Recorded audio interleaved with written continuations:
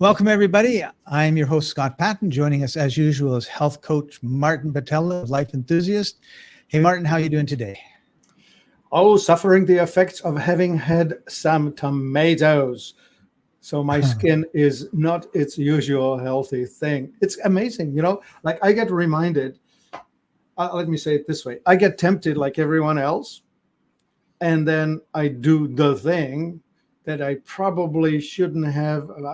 On a resilient day, it might have passed, but on a day that's already marginal, or if I'm already challenged in some way, I take myself over the threshold, and the triggers, and up she goes. So I'm feeling the inner friction. It's really interesting how, even with all the knowledge I have, with all the education I took, I still am just a regular human with temptations. And I was telling my wife, so let's just go for it. What the heck? Let's pretend it's an Italian holiday. Let's have it. Well, anyway. And then you suffer. So, yeah, I'm definitely not as good as I was, say, a week ago. Yeah. And that's part of life, being up and down, right? Yeah. And some of it, I'm just conscious of just how I caused this myself. Right. And you know what? I think that's a real key, because you can take responsibility or not. And when you don't, it really makes life hard, because it's not my fault. I just ate like I normally ate. And now today I've got pain and then zits and red face, and I feel terrible and I'm miserable. Yep. As opposed to, I know when I eat the tomato, it's going to be a tough couple days afterwards, but I wanted the tomato, right? Yeah. Cool. So we have a really interesting comment. It's not really a question, but I think we can comment on the comment from the Fibromyalgia group. I'm not going to say the name. Normally we like to just recognize it, but it's a name that's so unusual that everyone would know. We want to keep everyone's privacy. And here it is. It's really hard living with family who don't understand you're sick and aren't normal like them. I look normal. I don't have a broken arm, but I am ill. I have a problem. I have a disease, a dis-ease. But everyone thinks that I'm lazy. Everyone thinks that I'm just trying to get out of doing my job. So let me just butt in here with something. So this fibromyalgia business is a metabolic disease. So it affects the mitochondria in your cells. And when the mitochondria do not produce enough energy, it's usually because there's not enough oxygen coming in or some other dysregulation there. So on the surface, everything looks just fine. You do not look any worse for wear. You could be the hot, sexy thing or the strong, brownie thing or whatever you want to be. On the outside, it looks just fine. On the inside, it's not, well, you could feel like there's fires burning, or you could feel like there's just no spark whatsoever, that you just can't get yourself out of bed or off of the chair or whatever. It's definitely highly possible. So the family, right? The support team, the people that are with you, you look normal. To them, you look like a lazy bum who's refusing to pull their weight. And there's just no way for them to experience it unless you take a hammer and whack them on the toe every morning just to say, just so you remember what I feel like. That's right. Yeah. So Martin, how can someone like talk with their family and help them to understand what the situation is? Well, I think the justification, the validation has to be somewhere in the place of, please understand that I have a metabolic disease, right? Like look up metabolic disease, watch some videos, play it to your family and just say, look, I actually have this metabolic disease. Mine is a chronic fatigue. I look fine on the outside, but the inside is not working like yours. Right. And they need to be reminded of it all the time. I don't know how else, right? Because you truly will appear to be like a whining loser who just keeps asking them to help you rather than you carrying the weight. That's what it will look like. Do you think, Martin, it would help if if they described it to the family? They said, "Listen, today, like I got tingling on my fingers," or Yeah, but you keep doing it year after year after year. It's time for you to get over it. right. And honestly, that there is a way over it. I want to tell you that if you don't know my story, you can go on Life Enthusiast and hear me tell it, or read the article, whatever. Just in shorthand, as I was a healthy 24-year-old, at 25, I had a bunch of mercury put in my mouth. And the next 10 years, I went downhill, and I kept going downhill. Like I was a crippled 35-year-old. And then, only then, it took me 10 years to wake up from the hypnosis of believing in the goodness of doctors and the goodness of the medical system and thinking that they actually know what they're doing. Turns out they don't. So long as you keep going there, you will be following my example of going downhill. So finally, at 35, I had this meeting with myself, which was, if you carry on like this, you'll be dead in 2 years, probably by suicide.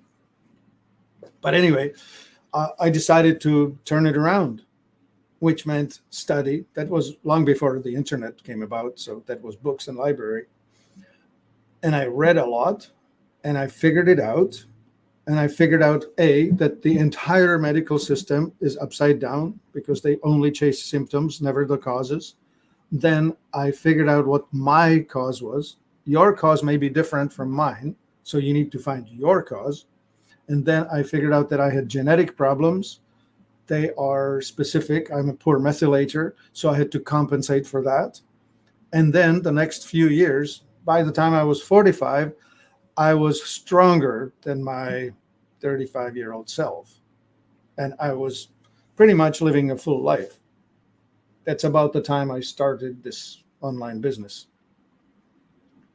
Anyway, what I'm trying to tell you is that I was a disaster. I was not able to pull my weight, and I was going downhill. The only way I think will work for anyone to have a successful story is to stop thinking that somebody else can do it for you. It is up to you individually to make a decision to change. And the change will be in changing many things. And you need to figure out stagnation, trauma, toxicity, and malnutrition.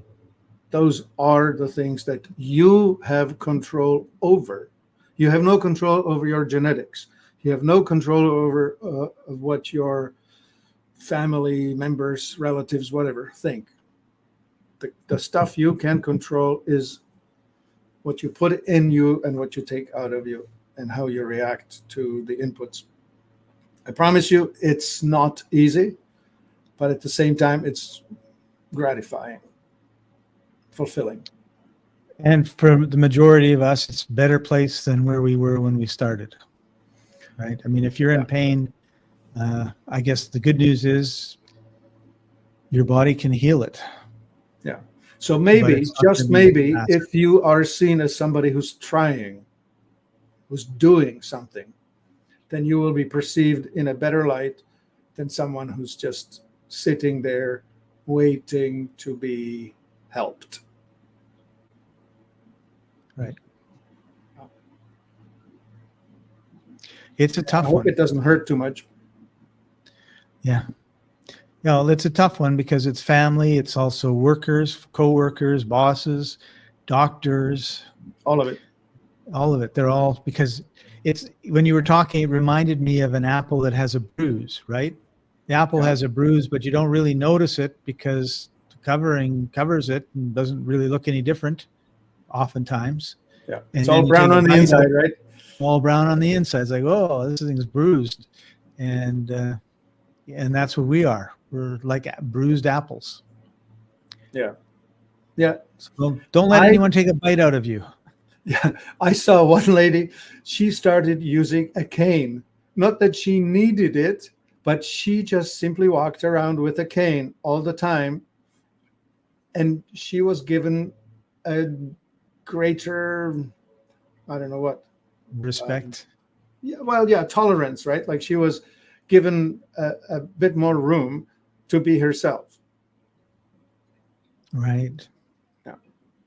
Coping mechanisms. So if you have any ideas on how you, or if you would like to share how you handled your family's reaction to you having fibromyalgia, put it in the comments below, because Yeah.